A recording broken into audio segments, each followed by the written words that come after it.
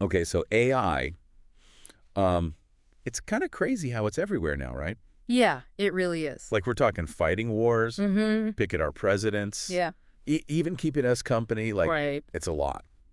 So in this deep dive, we're going to unpack AI's impact on all that stuff. Sounds good. Military ethics, elections, Yep. our minds even.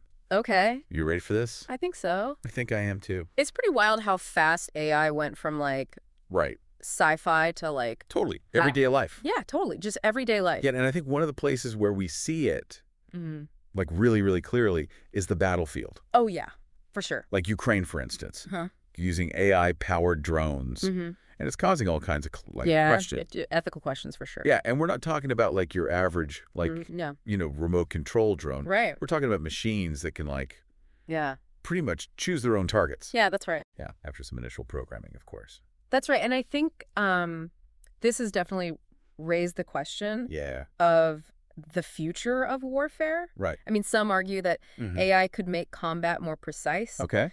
Minimize civilian casualties, reduce risk to soldiers. Okay, so less collateral damage. Yeah, and they point to its potential to like analyze data from the battlefield and react faster than any human could possibly, giving like a strategic edge. Okay, so like super soldiers almost. Yeah, almost like they're, enhanced by the AI. Right, but I think like the flip side of that is, what about human judgment? Yeah, right? Absolutely. When it comes to like life or death. It's right. Decisions? Big questions there. Like, can we program a machine to understand all the nuances of warfare? Right. And then what about international law? Yeah, those are exactly the questions we should be asking. Right. Like, it's really uncharted territory in a lot of ways. Totally. And there are serious concerns about, like, accountability. So if an AI system makes a mistake, who is responsible? Yeah. The programmer, the commanding officer. So, like, this brings up all these legal and moral issues. Yeah. It's like that we're just starting to...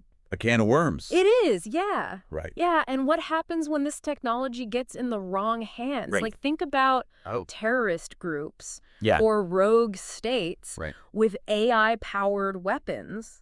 It's scary. Absolutely. I mean, the potential for, like, AI proliferation is a very real concern. Yeah. And it's something that the world needs to figure out. The whole world. Yeah, like the whole international community needs to address this, like, now. Okay, so let's move from the battlefield to something a little closer to home. Yeah. Elections. Yeah. AI is playing a role here too. And it's not all good. Right. You've probably heard of deep fakes. Yes. Those like so realistic. Crazy realistic fake videos. Yeah. And they can make anyone appear to like say or do anything. Yes, and I think deepfakes are like a prime example of how AI can be misused to spread misinformation and like influence voters. Right. Imagine like a deep fake video of a candidate saying something totally inflammatory, going viral right before an election. I mean, the potential to like damage reputations and just erode public trust. And the whole system. Yeah, and the whole democratic process. It's scary. It's significant for... Well, it's kind of unsettling how easy it is to create this kind of content these days. Yeah, it's getting easier and easier. But AI isn't all bad. No, it's not all bad. Right. Right? Like, there are ways it could be used to improve elections. Oh, absolutely. Right. Yeah, AI could analyze voter data and help campaigns, like, target their messages better. Right. It can also fight misinformation. Okay. By, like, flagging fake content. Right. So it's all about, like... how we use it. It's about harnessing the power, but also putting safeguards in place. So how do we encourage innovation while making sure that AI doesn't, like, destroy our elections? Undermine the integrity, yeah. That's the question. It's a tough one. It is a tough one. Right. We need regulations. We need detection tools to prevent AI from becoming, like, a weapon against democracy. Yeah. But technology isn't enough. Right. We also need to, like, educate voters. Yeah. So they can, like, critically evaluate information. Right. And identify potential, like, manipulation. So it's about media literacy. Yes. Being able to tell what's real and what's fake. Yes. In a world where that's becoming more and more difficult. Like, it's so hard. It is. To know what to trust. Exactly. Okay, let's shift gears one more time. Okay. And talk about AI companions. All right. Things like chatbots, virtual assistants, things that can provide support, manage our schedules, just be there to listen. Right. It's kind of like having a digital friend. And it's really interesting because it kind of shows how much we need to connect. Human connection. Right. We're social creatures. Right. But like anything new. Yeah. There are ethical considerations and potential risks. Like, for example? Yeah, like there was a case in Florida where a teenager might taken his own life after talking to an AI chatbot. That's awful. Yeah, and it brings up so many questions. Yeah. How do we make sure that these AI companions are used safely? Right. Responsibly? Yeah. Can we really program a machine to deal with something as sensitive as mental health? Right. And that's like the heart of the matter. It is, yeah. Right. It is. While AI can offer companionship and even some support, it's not a replacement for real people. No, human interaction. No. Like relying too much on these AI companions could actually make people more isolated. Yeah. And maybe even make mental health problems worse. Exactly. So where do we draw the line? Like on the one hand, it could be great for fighting loneliness and offering support. Right. Especially for people who don't have access to therapy. Exactly. But then on the other hand, we have to think about the risks. Yeah. And make sure AI is used ethically. It's complicated. It's complex. Yeah, there are no easy answers. There aren't. Right. And it really highlights the need for more research, more thoughtful discussion as we try to figure out this whole this whole new world. Yeah, this whole new world of AI. It's evolving so fast. It is. It's hard to keep up. Yeah, we need to stay ahead of the curve in terms of understanding its impact on our lives. For sure. Yeah. So that's a good place to stop for now. Okay. And we'll pick up the conversation next time. Sounds good. With even more about AI. Looking forward to it. So until then, stay curious. And stay informed. Exactly. And we'll see you on the next deep dive.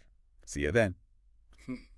It's kind of interesting how we went from like AI in war to AI in elections. Like they both have that same beam of trust. Yeah, trust. How much do we really trust these machines? Exactly. We're talking about trusting them with life and death decisions on the battlefield. Right. Trusting them not to mess with our elections. Yeah, manipulate voters. Right, and then trusting them with our feelings. With our mental well-being. Yeah. It's a lot. And it's even trickier because this tech is changing so fast. Right. Every day it seems like there's something new. Totally.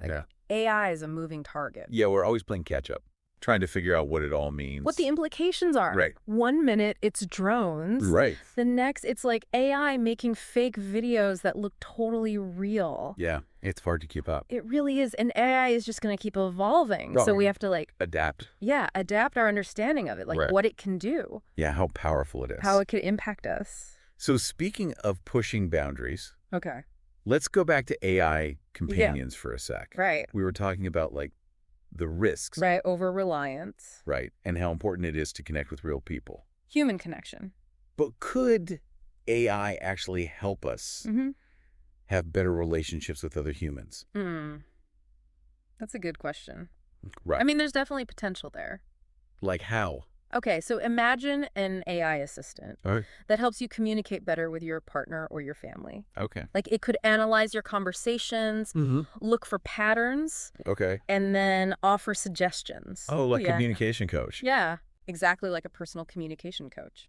That's pretty cool. Right. Yeah. And I bet it would be really helpful for tough conversations. For sure. When you need to have a hard conversation with someone. Or when you're arguing and you just... Right. And it could help de-escalate things. Right. Provide strategies. Yeah. And it's not just for personal relationships either. Oh. Imagine AI helping people from different cultures understand each other better. Oh, wow. Right. Yeah. Bridging cultural divides. That's amazing. It's pretty powerful, right? We usually talk about AI making things more efficient. Automating things. Right, but using it to make people more empathetic. Right. That's a whole other level. Totally. And think about community building. Yeah. Okay? What if AI could connect people with shared interests? Right. Help organize community events. So it could revitalize communities. Yeah, exactly. And help people feel like they belong. I love that. Yeah, it's all about using AI to like strengthen our social bonds. Yeah, right, because those are so important. Absolutely, but of course we got to be careful. Data privacy, a huge concern. Like we don't want AI spying on our relationships. Collecting all our personal information. Right.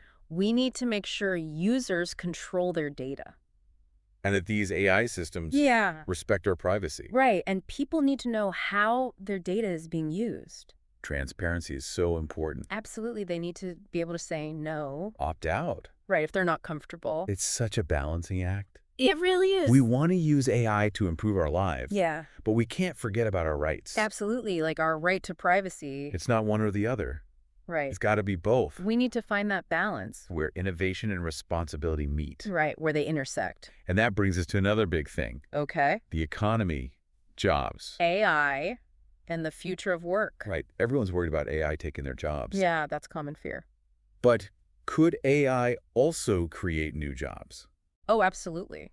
I think we'll see a whole new industry pop up around AI. Okay. Like developing it, maintaining it, regulating it. That makes sense. Right.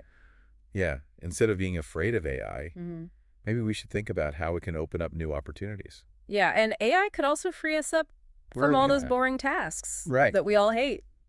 Yeah, so we could focus on things that humans are good at. Like creativity. Yeah. Critical thinking. Problem solving. Emotional intelligence. Right, like the things that make us human. Exactly. AI could be like a catalyst for a new era of human ingenuity. I like that. Right. But we got to be careful AI making inequality worse. Right, economic inequality. Like what if only a few people benefit from AI? Yeah, and everyone else is left behind. Yeah.